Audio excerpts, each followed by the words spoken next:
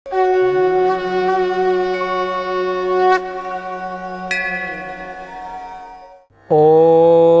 क्रीं महाकाल्यै नमः।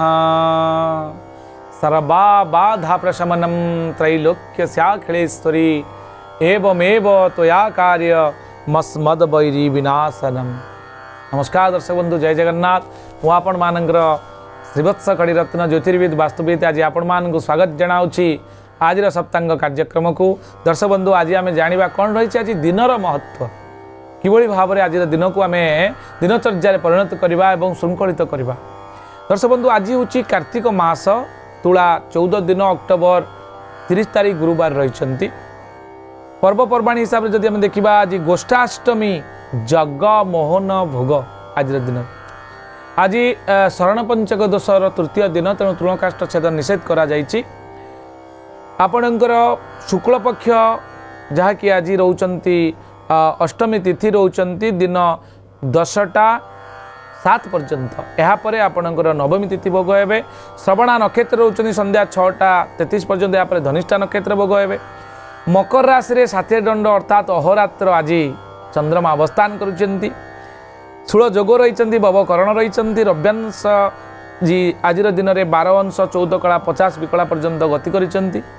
आज जदि शुभ समय दर्शक बंधु आम देखा ताले प्रातः 6टा 36 मध्य सूर्य उदय ठारू शुभ समय कौन शुभ कार्य करें। 10टा 23 रु 11टा 53 दिन में कौन शुभ कार्य करें। अर्थात आपणकर दिन 2टा 8 रु 4टा 23 मध्य कौन शुभ कार्य आप करें। रात्र 9टा 23 रु 11टा 56 ये जो 4टा समय मुझे आगे कहली ए समय कौन भी शुभ कार्य आप करूँ ना, कहीं विशेष बड़ लॉस आपंकर हेनी, क्षति घटो ना। निश्चित भाव में किसी ना कि बेटर आप पाइबे। आज दिन में नड़िया और लाउ खातु ना, लाड़ जातीय खाद्य खातु ना। आज जदि आपण परिवार रे कौन संतानटी जन्मग्रहण करे ताले तार श्रवणा नक्षत्र मकर राशि 22/10 हेब। देवगण पिलाटी प्राप्त हेब। तार नामकरण आपण करंतु। खरे हर्षिकार खी, खरे हर्षकार खू, खे और खो अक्षर नाम दिंतु। संध्या 6टा 33 मिनिट पर जदि कौन पिला आप परिवार जन्मग्रहण करुँच धनिष्ठा नक्षत्र मकर राशि 23/10 राक्षस गण हेब। ग एवं घी अक्षर तार पिलाटर नामकरण करंतु।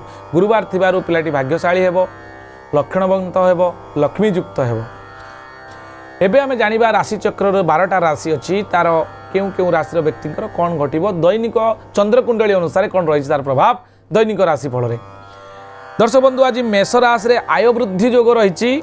वृष राशि आपणकर भय वृद्धि योग। मिथुन राशि आप स्वास्थ्य को नहीं हानि। कर्कट राशि आय वृद्धि योग। सिंह राशि नूतन व्यवसाय आप आरंभ करिपारंती। कन्या राशि बंधु साहाय्य। तुला राशि अघटन सतर्क रहिबे। आपण बिच्छा राशि हिंसा छाड़तु, हिंसा आपण को कष्ट दे पारे। आपणकर धनु राशि व्यय वृद्धि योग। मकर राशि प्रशंसित। कुंभ राशि आपणकर आज आय उत्तम हो। मीन राशि कर्म को नहीं आप खुशी अनुभव करेंगे। दर्शक बंधु, ये संपूर्ण सूचना। आज गुरुवार थिबारु आपण ईशान्य कोण को मुह करेंगे। पीत वस्त्र अर्थात हलदिया वस्त्र परिधान कर जप करंतु। ओं ब्रूं बृहस्पतये नमः 108 थर जप करंतु। देखिए निश्चित भाव में आज दिन आपण मंगलंकर हो। आज ये पुणी देखा आसंता काली आज सप्तांग। नमस्कार, जय जगन्नाथ।